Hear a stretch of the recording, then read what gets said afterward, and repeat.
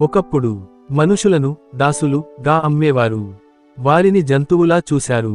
వారి ప్రాణానికి, వారి స్వేచ్ఛకు ఎలాంటి విలువ లేదు. 16వ శతాబ్దంలో యూరప్ దేశాలు ఆఫ్రికా ప్రజలను పట్టుకుని అమెరికా దేశాలకు అమ్మడం మొదలుపెట్టాయి. దీనినే అట్లాంటిక్ స్లేవ్ ట్రేడ్ అంటారు.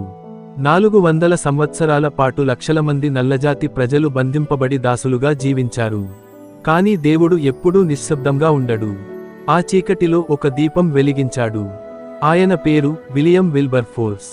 ఆయన బైబిల్ చదువుతున్నప్పుడు ఒక వాక్యం ఆయన హృదయాన్ని తాకింది. ప్రతి మనిషి దేవుని సారూప్యములో సృష్టింపబడెను. ఆది 1:27. ఆ మాట ఆయన జీవితాన్ని మార్చేసింది. ఆయన అర్థం చేసుకున్నాడు, దేవుడు మనుషుల మధ్య జాతి, రంగు, స్థాయి తేడాలు చూడడు.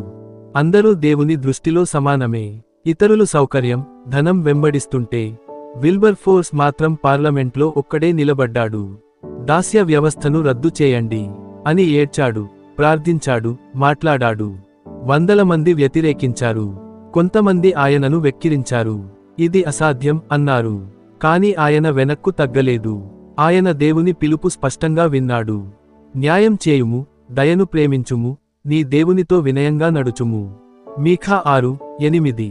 ఆ మాటలే ఆయన శక్తి అయ్యాయి. 26 సంవత్సరాల పాటు ఆయన పోరాటం కొనసాగింది. చివరికి 1833లో బ్రిటన్లో దాస్య వ్యవస్థ పూర్తిగా రద్దు అయింది.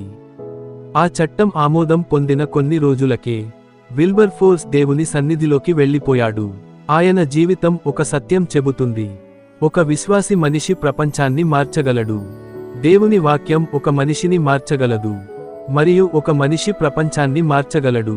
ఆయన పోరాటం తర్వాత బ్రిటన్ పాలనలో ఉన్న అనేక దేశాలు కూడా దాస్య వ్యవస్థను నిలిపేశాయి. తరువాత అమెరికాలో కూడా అబ్రహం లింకన్ దాస్య వ్యవస్థను రద్దు చేశాడు. అలా విల్బర్ఫోర్స్ నాటిన విత్తనం ప్రపంచం అంతా వ్యాపించింది. దేవుడు ఒక మనిషి హృదయంలో ప్రారంభించిన మార్పు ఒక దేశాన్ని మార్చింది, మరియు ఆ దేశం ప్రపంచాన్ని మార్చింది. క్రైస్తవ విశ్వాసం కేవలం మాటలకే కాదు, చరిత్రను మార్చిన శక్తి. ఇలాంటి దేవుని ఆధారంగా జరిగిన చారిత్రక మార్పులు తెలుసుకోవాలంటే బైబిల్ వర్డ్స్ ఛానల్ను సబ్స్క్రైబ్ చేయండి.